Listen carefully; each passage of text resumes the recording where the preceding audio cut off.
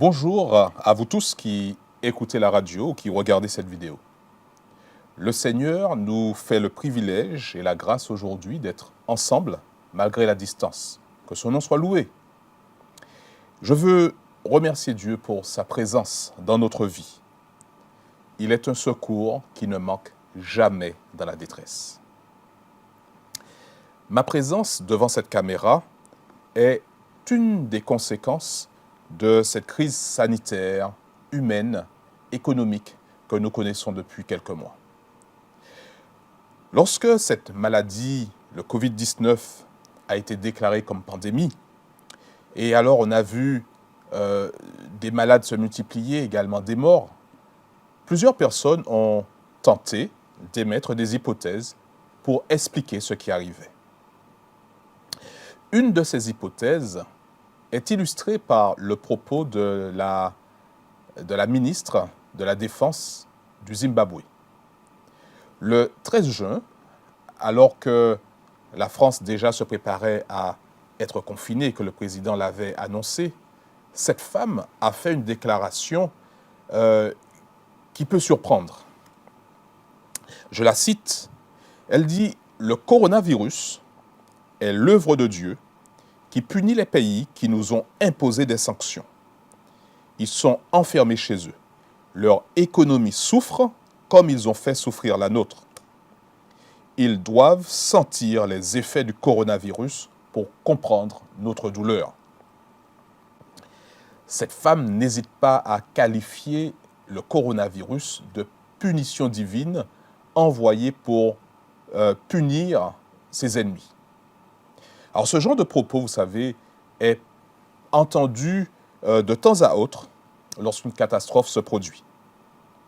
Alors, ceux qui sont épargnés, ils se considèrent comme des privilégiés et parfois ils essaient de trouver des explications et de donner des explications aux victimes en leur disant finalement qu'ils sont l'objet du châtiment divin. Nous oublions trop souvent, malheureusement, que la roue tourne et que les privilégiés d'aujourd'hui pourraient rapidement devenir les victimes de demain. Et c'est ainsi que le 30 mars, le président du Zimbabwe a annoncé que le pays serait mis en confinement pendant 21 jours parce qu'il voulait enrayer la maladie qui venait de pénétrer sur son territoire. Cette mesure n'a eu qu'un effet relatif, puisque après une période de déconfinement, le 21 juillet, ce président, il décrète un couvre-feu, il a décrété un couvre-feu et a renforcé des mesures de confinement parce qu'on s'était aperçu qu'il y avait une brusque hausse des cas de coronavirus. Alors, doit-on conclure que le Zimbabwe a été puni par Dieu? Si oui, pour quelle faute? Vous comprenez bien que quand on tient ce genre de raisonnement, on peut être vite mis mal à l'aise. À mon avis, nous sommes trop téméraires et trop hâtifs quand il s'agit d'expliquer le malheur des autres. Je vous invite à lire un épisode de la vie de Jésus qui pourrait apporter un certain éclairage. Cet épisode se trouve dans le chapitre 13 de l'évangile de Luc. Luc, chapitre 13. Au verset 1, nous lisons. En ce même temps, quelques personnes qui se trouvaient là racontaient à Jésus ce qui était arrivé à des Galiléens dont Pilate avait mêlé le sang avec celui de leur sacrifice. Alors voici ces gens, ils viennent trouver Jésus. Qui sont-ils? On ne sait pas, Luc ne le dit pas, ce sont des anonymes. En tout cas, ils n'hésitent pas à interrompre l'enseignement de Jésus. Dans leurs propos, bien qu'il n'y ait pas de questions clairement formulées, on peut percevoir un certain questionnement. Et en fait, ils ont raison d'interrompre Jésus puisque ne dit-on pas que c'est en posant des questions que l'on apprend. Et alors Jésus va saisir cette situation pour pouvoir faire passer un enseignement. Alors, il faut dire que cette situation, cette intervention est difficile et elle peut être considérée comme embarrassante. En effet, la situation suscite bien des questions. Les faits sont troublants. Voilà des Galiléens qui ont été massacrés alors qu'ils étaient en train d'offrir à Dieu un sacrifice. Dieu n'aurait-il pas agréé ce sacrifice? Dieu aurait-il quelque chose contre la Galilée? En tout cas, on est tenté de chercher un coupable. Il faut un coupable. Alors, dans cette sombre affaire, qui est le coupable? Est-ce Pilate? Est-ce les Galiléens? Alors, à ces gens qui sont troublés, qui sont remplis de désarroi et qui viennent vers lui, Jésus va prendre le temps de répondre. Et sa réponse pourrait bien nous surprendre. Nous la lisons au verset 2. Il leur répondit, « Croyez-vous que ces Galiléens fussent de plus grands pécheurs que tous les autres Galiléens parce qu'ils ont souffert de la sorte? Non, je vous le dis. Mais si vous ne vous repentez, vous périrez tous également. Ou bien, ces 18 personnes sur qui est tombée la tour de Siloé et qu'elle a tuées, croyez-vous qu'elles fussent plus coupables que tous les autres habitants de Jérusalem? Non, je vous le dis. Mais si vous ne vous repentez, vous périrez tous également. » Alors, la réponse de Jésus est un peu particulière, parce qu'on a l'impression que, à la préoccupation de ses interlocuteurs, Jésus n'apporte aucune réponse. Ou en tout cas, il n'apporte pas la réponse qu'ils auraient voulu entendre. Il n'apporte pas la réponse sur l'explication du mal. Nous pouvons imaginer leur frustration qui pourrait d'ailleurs être la nôtre. Mais essayons de mieux observer la réponse de Jésus. Alors, dans cette réponse, Jésus apporte d'autres questions. Et dans ces questions, il ne nie surtout pas que ces personnes qui ont été assassinées ou alors qui sont mortes de manière tragique étaient des pécheurs. Mais par contre, il refuse d'entrer dans le débat qui consisterait à trouver des coupables et des innocents. Jésus refuse de le faire parce qu'il sait très bien que cela est hors de notre portée. Nous n'avons pas en effet assez de hauteur pour pouvoir voir par-dessus les apparences. Ce qui ressort de cette réponse, c'est quand même cet avertissement que Jésus donne. Il fait entrevoir à ses interlocuteurs que la même chose, la même mort qui est absurde finalement, pourrait les surprendre. Il leur fait comprendre que ceux qui ont subi cette mort violente ne sont pas plus coupables que ceux qui ne l'ont pas subi. Parce que finalement, nous devons l'admettre, et la Bible l'affirme, nous sommes tous coupables. Nous sommes tous enfermés dans la même culpabilité qui est le péché. Le message que Jésus cherche à transmettre à ces personnes est « repentez-vous ». Repentez-vous, ou autrement dit, changez radicalement. Dans la Bible, le mot qu'on utilise pour se repentir pourrait signifier aussi revenir. Donc la conversion, la repentance, est un retour à Dieu lorsqu'on l'a oublié ou lorsqu'on l'a trahi. Ce mot également pourrait signifier changement d'état d'esprit, intelligence de la vie renouvelée. C'est finalement une invitation à rompre avec nos comportements de la vie passée. C'est une invitation à vivre le présent avec Dieu, ici et maintenant. Jésus montre à ses interlocuteurs que le fait de s'occuper de la culpabilité des autres est complètement stérile et qu'il vaudrait mieux, pour son salut, considérer sa propre culpabilité. Mais surtout, il veut leur montrer que l'important, c'est de savoir qu'il est possible de sortir de cette culpabilité par la conversion. Et Jésus, dans la suite de sa réponse, au verset 6, va compléter cette information. Il va le faire en racontant une parabole. Au verset 6, Luc 13, verset 6, il dit aussi cette parabole. Un homme avait un figuier planté dans sa vigne. Il vint pour y chercher du fruit et il n'en trouva point. Alors, il dit au vigneron, « Voilà 3 ans que je viens chercher du fruit à ce figuier et je n'en trouve point. Coupe-le. Pourquoi occupe-t-il la terre inutilement ?» Alors, le vigneron lui répondit, « Mais Seigneur, laisse-le encore cette année. Je creuserai tout autour et j'y mettrai du fumier. Peut-être, à l'avenir, donnera-t-il du fruit. Sinon, tu le couperas. » Je suis persuadé que les auditeurs de Jésus ont immédiatement compris de quoi il s'agissait dans cette parabole. En effet, dans l'Ancien Testament, à plusieurs reprises, on utilise des paraboles, des images, pour qualifier la nation d'Israël.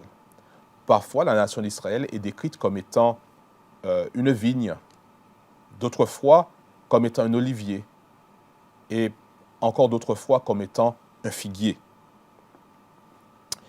Donc, dans cette parabole, le figuier représente la nation d'Israël. Dans ces paraboles, le propriétaire représente toujours Dieu. Et le vigneron, ici, pourrait représenter l'action de Dieu lorsqu'il fait des dons merveilleux pour entraîner le peuple d'Israël vers ce qui est bien. En effet, Dieu a accordé au peuple d'Israël des dons merveilleux. Par exemple, il a accordé une révélation spéciale de sa personne. Aucun peuple, avant la nation d'Israël, n'avait reçu cette révélation. Dieu a donné au peuple d'Israël l'espérance du Messie qui allait venir. Il lui a donné un beau système de culte. Il lui a donné des prophètes, un territoire. Il lui a donné des miracles que personne n'avait jamais vus. Dans cette parabole, il y a un reproche. Le reproche, c'est que, en tant que nation, Israël était devenu et était reconnu comme inutile à l'œuvre de Dieu.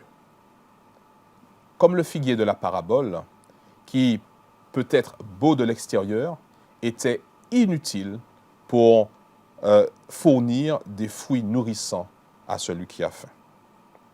Alors, le message que Jésus voulait lancer à la nation d'Israël à ce moment, c'est le suivant. Tu as reçu du ciel des bénédictions, mais elles ne sont d'aucune utilité au monde, et tu prives les autres des bienfaits qui leur reviendraient si tu n'étais pas sur leur chemin. Tu mérites d'être coupé. Par identification, le figuier pourrait représenter le croyant au sens collectif, c'est-à-dire l'Église en général. Et pourquoi pas voir à travers cette image également l'Église adventiste en particulier. Mais cette parabole aussi, et le figuier dans cette parabole, pourrait représenter le croyant dans son individualité, c'est-à-dire toi et moi. En effet, nous avons reçu en tant que croyants et membres de l'Église adventiste, de la part de Dieu des dons merveilleux. Nous avons reçu la certitude du pardon. Nous avons reçu l'espérance de la vie éternelle. Nous avons reçu la puissance du Saint-Esprit, la Bible. Nous avons une théologie solide.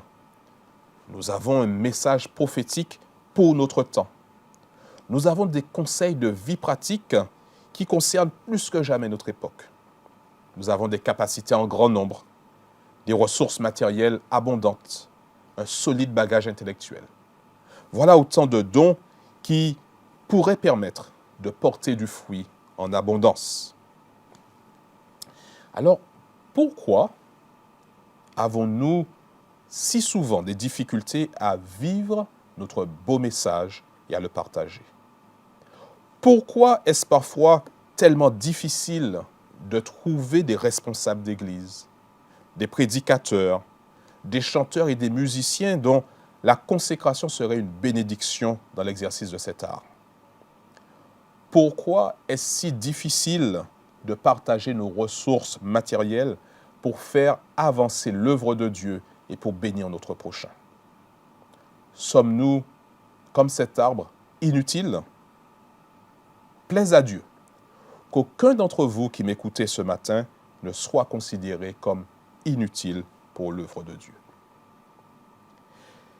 Concentrons-nous un petit peu sur cette idée de fruits que nous devons porter. Quels sont ces fruits que Dieu s'attend à ce que nous portions?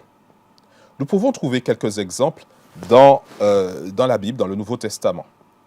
Par exemple, le premier, dans Luc, chapitre 3, et au verset 8. C'est Jean-Baptiste qui parle pendant sa prédication.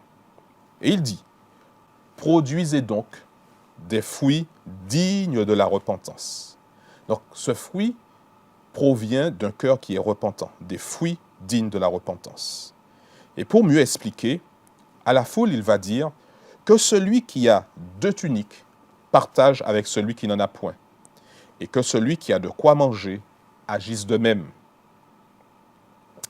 Aux publicains, il leur dit, n'exigez rien au-delà de ce qui vous a été ordonné. Et aux soldats, il leur dit, ne commettez ni extorsion ni fraude envers personne, et contentez-vous de votre solde. Ici, on s'aperçoit que les fruits dignes de la repentance dont Jean-Baptiste est en train de parler sont liés aux relations humaines que nous pouvons établir avec les autres.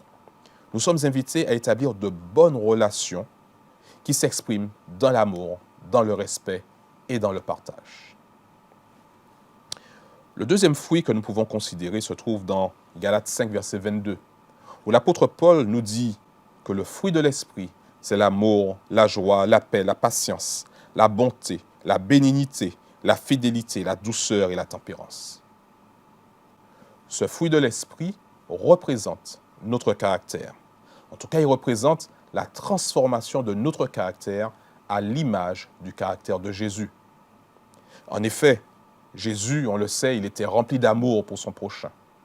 Jésus était également capable de transmettre la joie, la paix. Sa patience lui permettait d'atteindre même ses ennemis. Sa bonté était légendaire. Il était de notoriété qu'il était fidèle à Dieu. Il avait beaucoup de douceur dans ses propos et dans ses manières. Et surtout, il manifestait de la tempérance quand il rejetait ce qui était mauvais et qu'il utilisait avec beaucoup de sagesse les bienfaits de cette terre. Le troisième fruit que nous pouvons trouver est écrit dans Romains 6, verset 22. « Mais maintenant, étant affranchis du péché et devenus esclaves de Dieu, vous avez pour fruit la sainteté et pour fin la vie éternelle. » Ici, le fruit qui est mentionné, c'est la sainteté. La sainteté, c'est tout simplement le fait de se consacrer complètement à Dieu. Le fait de décider que ma vie sera vécue sous la volonté de Dieu, que ma vie va servir au plan de Dieu. Je me consacre pleinement à Dieu. Le quatrième fruit nous est donné par l'apôtre Paul, toujours dans Romains 1, verset 13. Il dit « Je ne veux pas vous laisser ignorer, frères, que j'ai souvent formé le projet d'aller vous voir afin de recueillir quelques fruits parmi vous, comme parmi les autres nations, mais j'en ai été empêché jusqu'ici. » L'apôtre Paul, ici, il parle de son ministère en tant qu'apôtre, en tant qu'évangéliste. Il a porté dans l'Empire romain, il a porté le message, ce beau message de l'Évangile. Les personnes, en l'écoutant, se sont converties et ont accepté Jésus comme leur sauveur et ont accédé ainsi à la vie éternelle. Pour l'apôtre Paul, les fruits qu'il a produits, ce sont ces personnes à qui il a transmis ce message. Donc, l'évangélisation produit des fruits. Donc, ces 4 fruits que nous avons vus, je le répète, sont des bonnes relations humaines, s'exprimant par l'amour, par le respect et par le partage. Ensuite, la transformation du caractère à l'image du caractère de Jésus. Ensuite, la consécration à Dieu. Et puis enfin, les fruits de l'évangélisation. Si nous revenons à la parabole, nous pouvons remarquer qu'elle est remplie d'amour et remplie de patience. C'est-à-dire que l'amour de Dieu et la patience de Dieu s'expriment dans cette parabole lorsqu'on fait parler le jardinier. Le jardinier, il fait cette remarque au propriétaire. Il lui dit « Laisse-le encore cette année. Peut-être, à l'avenir, portera-t-il du fruit. » Laisse-le encore cette année. Donne-lui encore un peu de temps. Je vais le soigner et peut-être à l'avenir portera-t-il du fruit. Quel Dieu merveilleux nous avons, n'est-ce pas? Dieu est patient et nous donne des occasions pour porter du fruit. Alors que d'autres personnes se sont endormies dans la mort, pour des raisons qui sont souvent injustes, nous sommes encore vivants. Le Seigneur nous a laissé encore une année, encore un peu de temps. Le Seigneur nous accorde un délai supplémentaire pour que nous puissions nous repentir et commencer à porter des fruits pour sa gloire. Et si nous portons déjà quelques fruits, nous pouvons profiter de ce délai supplémentaire pour porter encore plus de fruits et de meilleure qualité. La fin de la parabole est tout aussi extraordinaire. Elle est remplie d'espoir. Remarquons que l'histoire n'est pas finie, elle n'est pas complète, la fin n'est pas écrite. En effet, le figuier a-t-il été coupé ou a-t-il porté du fruit? Jésus ne le dit pas. Il ne le dit pas parce que il revient à chacun d'entre nous d'écrire cette fin. Et nous devons, pour écrire cette fin, considérer chaque jour que nous allons vivre prochainement comme une année de grâce. Et nous devons le vivre dans la reconnaissance envers Dieu pour sa patience et pour sa bonté. J'aimerais terminer cette méditation en lisant, en partageant avec vous une citation qui se trouve dans le livre Jésus-Christ, écrit par Ellen White. Voilà ce qui est écrit. Pour chaque homme, il est un jour favorable, où la lumière illumine sa route, un temps de grâce où il peut se réconcilier avec Dieu. Mais cette grâce a une limite. La miséricorde continuera à intercéder pendant des années, tout en étant méconnue et repoussée. Cependant, un moment vient où elle fait entendre son dernier appel. Puissions-nous chaque jour reconnaître l'appel de Dieu à nous repentir, à nous convertir, l'appel de Dieu à lui permettre de vivre en nous afin que nous puissions produire du fruit à sa gloire. J'aimerais, pour terminer, vous inviter, là où vous êtes, à adopter une attitude de révérence et à partager avec moi ce moment de prière. Ô Père Céleste, nous voulons te remercier parce que ta parole est un livre d'enseignement. Nous voulons te remercier parce que nous comprenons aujourd'hui que ton amour pour nous est grand, il est patient, et que tu nous permets encore, à travers ces journées que tu nous accordes, de nous rapprocher de toi, d'être plus efficace pour toi dans le service, d'être plus aimant envers toi et envers notre prochain. Je te prie de mettre en nous ta vie, cette puissance qui nous permettra de porter du fruit à ta gloire. Que ton nom soit béni et nous te prions au nom de Jésus. Amen.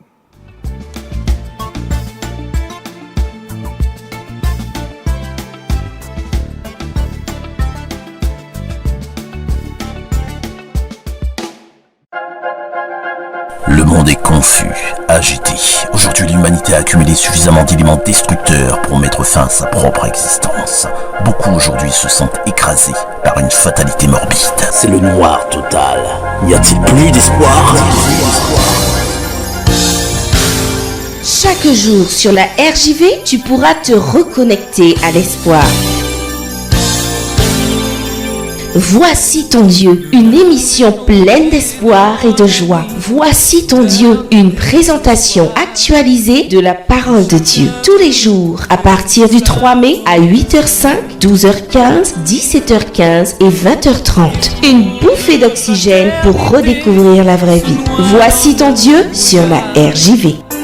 Pour nous libérer, Jésus est venu.